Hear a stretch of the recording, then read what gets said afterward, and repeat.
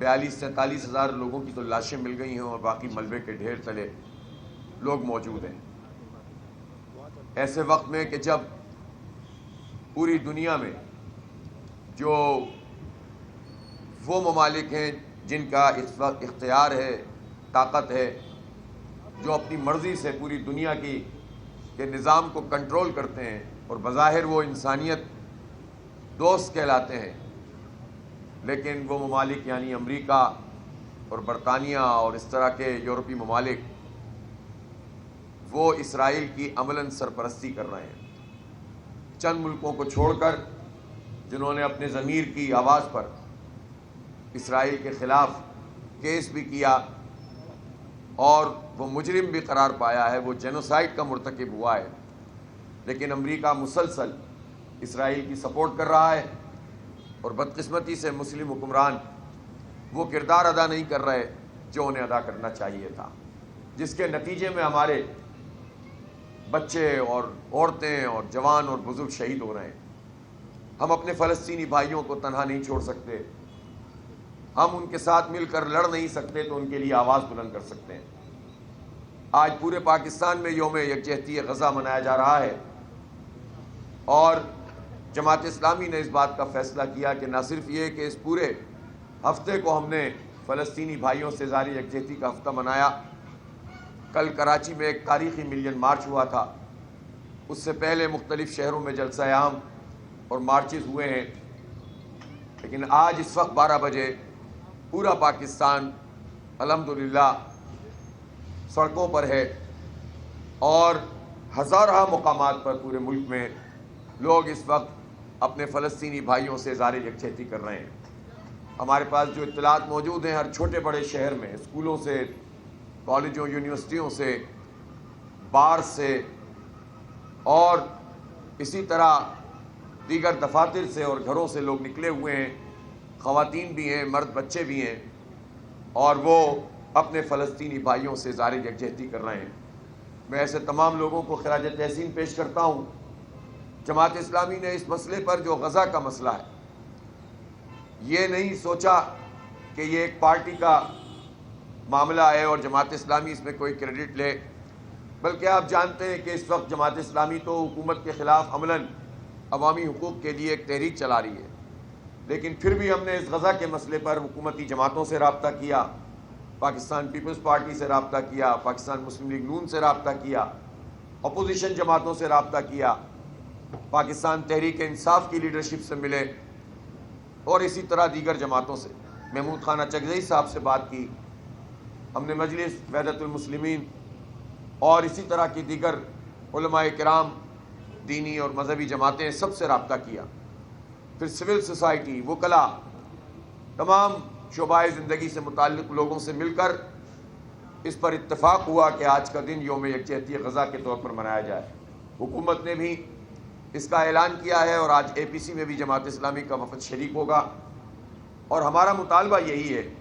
کہ پاکستان کی جو اہمیت ہے، پاکستان کی جو حیثیت ہے، پاکستان ایک نظریاتی مملکت ہے اور پاکستان ایک عقیدے اور نظریے کی بنیاد پر وجود میں آیا ہے، اور پاکستان نے ہمیشہ اپنے فلسطینی بھائیوں کے ساتھ یکجہتی کا اظہار بھی کیا ہے، پرو ایکٹیو رول بھی ادا کیا ہے۔ یعنی جب پاکستان نہیں بنا تھا تب بھی آل انڈیا مسلم لیگ کی جتنی قراردادیں پاکستان کے حق میں جلسوں اور اجلاسوں میں پیش کی جاتی تھیں، اس میں فلسطین کی قرارداد بھی ہوتی تھی۔ 1940 میں جو قرارداد پاکستان لاہور کے منٹو پارک، جو اب مینار پاکستان ہے، وہاں پر جب پیش کی گئی تھی پاکستان کے لیے، تو دوسری قرارداد فلسطین کے لیے پیش کی گئی تھی۔ اسی لیے قائد اعظم رحمۃ اللہ علیہ بہت واضح تھے اور انہوں نے واشگاف انداز میں کہا تھا کہ اسرائیل ایک ناجائز ریاست ہے، یہ مغرب کا ناجائز بچہ ہے اور پاکستان اسے کبھی بھی تسلیم نہیں کرے گا۔ اور جب سے لے کر اب تک پاکستان کی جو اسٹیٹ کا موقف ہے وہ واضح ہے۔ وقتاً فوقتاً کچھ لوگ اس کو کنفیوز کرنے کی کوشش ضرور کرتے ہیں، کچھ لوگ ایسے ہیں جو مختلف پارٹیوں میں انفلوئنس کرتے ہیں اور یہ کوشش کرتے ہیں کہ کسی طرح اسرائیل کے لیے سافٹ کارنر پیدا ہو، لیکن ایک طرف امت مسلمہ ہے، پاکستانی عوام ہے، جو ڈونلڈ ٹرمپ اور کمالا ہیرس اس بات پہ کر رہے ہیں کہ کون زیادہ اسرائیل کو سپورٹ کرے گا، کون صہیونیت کا لمبردار زیادہ بنے گا، کون ان کی استعماری اور سامراجی اور جسے وہ کہتے ہیں کہ پرومسڈ لینڈ، کہ ہم سے وعدہ کیا گیا ہے کہ ان سب جگہوں پہ ہم قبضہ کریں گے، اس کے لیے کون مددگار بنے گا۔ گویا دہشت گردی کو بڑھانے کے نام پر الیکشن کیمپین چل رہی ہے، اور یہ خود امریکی عوام کے لیے بھی سوالیہ نشان ہے۔ امریکی عوام نے یقیناً فلسطینیوں سے اظہار یکجہتی کیا ہے، لیکن یہ ان کا بھی امتحان ہے کہ دہشت گردوں کو سپورٹ کرنے کی جنگ ہو رہی ہے الیکشن کیمپین میں۔ اب دیکھتے ہیں کہ امریکی عوام کس طرح سے ان لوگوں سے نمٹتے ہیں، لیکن یہ ہے ان کا وہ چہرہ مغرب کا کہ جو سامنے آ کر بالکل بے نقاب ہو گیا ہے۔ اقبال نے تو پہلے ہی کہا تھا کہ چہرہ روشن اندروں چنگیز سے تاریک تر، لیکن اب تو انہوں نے چہرہ بھی عیاں کرنا شروع کر دیا ہے۔ اور یہی امریکہ ہے جس نے ویتنام پر لشکر کشی کی، جس نے ہیروشیما ناگاساکی پہ بم پھینکا، جس نے عراق میں جھوٹ بولا کہ ویپنز آف ماس ڈسٹرکشن موجود ہیں اور اس کی بنیاد پر لاکھوں انسانوں کو قتل کر دیا، جس نے افغانستان کو تہس نہس کیا، جو حکومتوں کے تختے الٹنے میں ملوث ہوتا ہے، وہ امریکہ ہے جس کی اپنی بنیاد لاکھوں کروڑوں ریڈ انڈین کے خون اور لاشوں پر ہے، اور بڑے جمہوریت کے علمبردار بنتے ہیں لیکن جمہوری حکومتوں کے تختے الٹتے ہیں۔ حماس تو ایک جمہوری فورس ہے، 2006 میں اس نے کامیابی حاصل کی، پورے فلسطین میں اس کی حکومت بنی، لیکن اس حکومت کو چلنے نہیں دیا گیا، بننے نہیں دیا گیا، آگے بڑھنے نہیں دیا گیا۔ اور وہ حکومت جو امریکی دہشت گردی اور اسرائیلی دہشت گردی کے خلاف ہو، وہ جمہوری عمل سے آئے تو امریکہ کو قبول نہیں ہوتا، لیکن اپنی مرضی کے بادشاہ بٹھانے ہو، ڈکٹیٹر بٹھانے ہو، تو جا کر وہ امداد بھی کرتے ہیں اور ڈکٹیٹروں کو سپورٹ بھی کرتے ہیں۔ یہ ہے ان کی جمہوریت، اور جمہوریت کے نام پر انسانیت کی تذلیل جو امریکہ کرتا ہے۔ اس لیے مسلم دنیا کو ان تمام حقائق کو سامنے رکھتے ہوئے اپنی حکمت عملی کو طے کرنے کی ضرورت ہے۔ آج آل پارٹیز کانفرنس اگر پرائم منسٹر نے بلائی ہے اور پریزیڈنٹ بھی اس میں موجود ہوں گے تو اختلافات اپنی جگہ، لیکن اس مسئلے کے اوپر ہم اس میں جائیں گے بھی اور حکومت کے حوالے سے اپنی تجاویز بھی دیں گے کہ اس کو کیا رول ادا کرنا چاہیے۔ پاکستان ایک ایسا ملک ہے کہ جس کی طرف پوری امت مسلمہ دیکھتی ہے۔ ہمارے حکمرانوں نے ہمارا جو امیج پینٹ کیا ہے، اس حکمران طبقے نے کرپشن کر کے، لوٹ مار کر کے، لوگوں کے حقوق کو غصب کر کے اور ہمیں بھکاری بنا کے وہ یہ امیج پینٹ کیا ہے کہ ہم تو بہت بھکاری ہیں اور ہم تو کوئی بات ہی نہیں کر سکتے، ہماری معیشت بہت خراب ہے۔ ہماری معیشت کب اچھی تھی؟ ہم جب پاکستان وجود میں آیا تھا تو ملینز کی تعداد میں لوگوں نے اپنے گھر بار چھوڑ کے یہاں پہنچے تھے، مہاجرین کی آبادکاری کا مسئلہ تھا، یہاں سے نقل مکانی ہو رہی تھی۔ پھر اس کے بعد کوئی چیز ہمارے پاس اس طرح سے آرگنائز صورت میں موجود نہیں تھی، کیونکہ ہم نے ایک الگ ملک ہندوستان کے بیچ میں سے نکال کر بنایا تھا۔ اور اس وقت تو جو سرکاری لوگ ہوتے تھے وہ بھی اپنا کام، میں نے کل بھی عرض کیا تھا کہ ببول کے کانٹوں سے کاغذوں کو پنوں کی صورت میں جوڑ کر گزارا کرتے تھے۔ اس وقت پاکستان اسرائیل کے خلاف اور فلسطین کے حق میں کھڑا ہوا تھا۔ اس وقت تو قائد اعظم کو سب سے زیادہ مغرب کی ضرورت تھی،